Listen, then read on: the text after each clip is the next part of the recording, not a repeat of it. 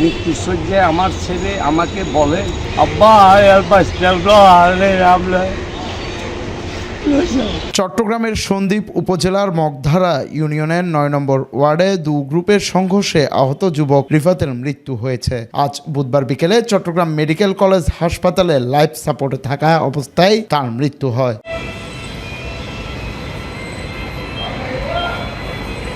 জানা গেছে, সোমবার স্থানীয় জামশেদ মেম্বারের ছেলে রিফাতের সঙ্গে একই ইউনিয়নের আলমগীর ও দিদারের খালে জাল বসানো নিয়ে কথা কাটাকাটি হয়। এর কিছুক্ষণের মধ্যে দুপক্ষ সংঘর্ষে জড়ায়। তাদের মধ্যে রিফাতের মাথায় রামদার কোপ লাগায় তিনি গুরুতর আহত হন। প্রথমে তাকে স্থানীয় হাসপাতালে নেওয়া হলেও অবস্থার অবনতি হয় তাকে চট্টগ্রাম মেডিকেল কলেজ হাসপাতালে স্থানান্তর করা হয়।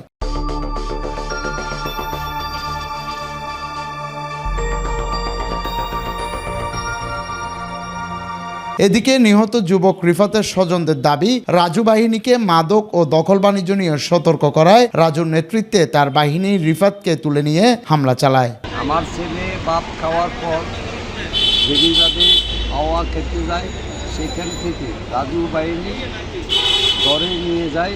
সেইখানে বেদম মারধর করে 4 ঘন্টা জিম্মি রেখে এবং আমাকে মৃত্যুসজ্জায় ইব্রাহিম ডাক্তার ইব্রাহিমের দোকানে আমি অনেক চেষ্টা করছি দেখার জন্য, আমাকে না দেখায়। রাজু বাহিনীকে ওখান থেকে সরায়, রাজু সরকার ওইখান থেকে সরায়।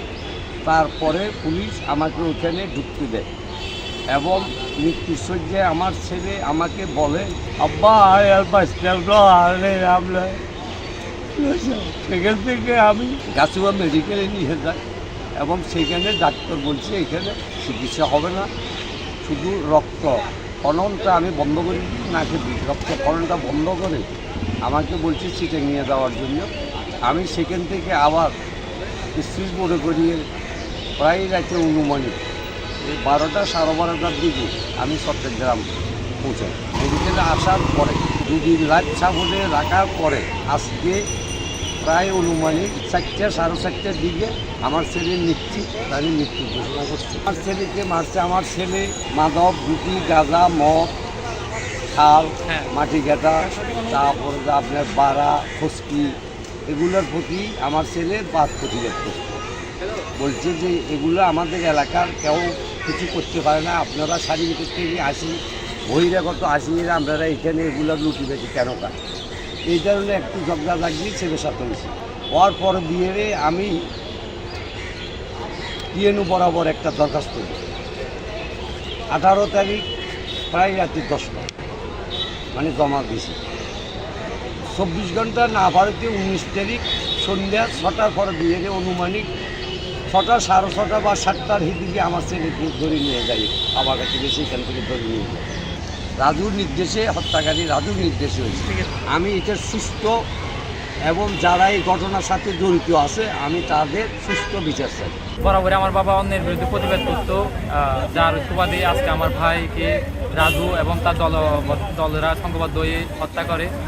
আমি যতটুকু জানি আমার ভাই রাজুর বিরুদ্ধে মাদক এবং দখলদারিত্ব, অধিপত্য বিস্তার নিয়ে কথা বলছে, যার কারণে ওরা আমার ভাইকে এলেফাতারি জখম করে, হত্যার উদ্দেশ্যে জখম করে এবং প্রায় 4-5 ঘন্টার মতো আত্মগোপন করে রাখে। এরপর আমাদেরকে পরবর্তী যখন ওর অবস্থা শোচনীয় দেখে আমাদেরকে হাতে তুলে দেয়। এরপরে আমরা ওকে প্রায় মৃত অবস্থায় সন্দ্বীপ মেডিকেল সেন্টারে ভর্তি করায়। ওখান থেকে আমরা ওর অবস্থা খারাপ দেখে আমাদেরকে চট্টগ্রাম মেডিকেল কলেজে আসার জন্য বলে।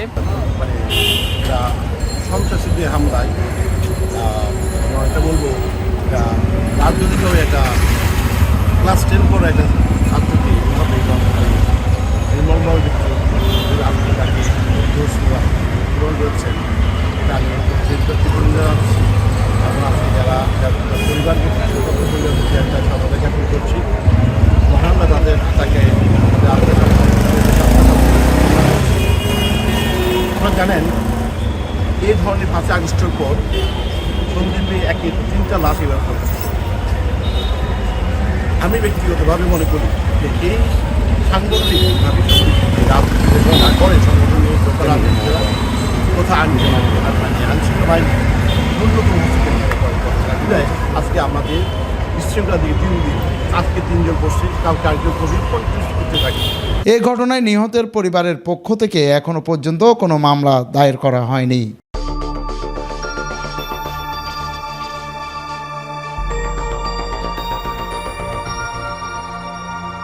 জুনায়েদ হাসান, সময় নিউজ, চট্টগ্রাম।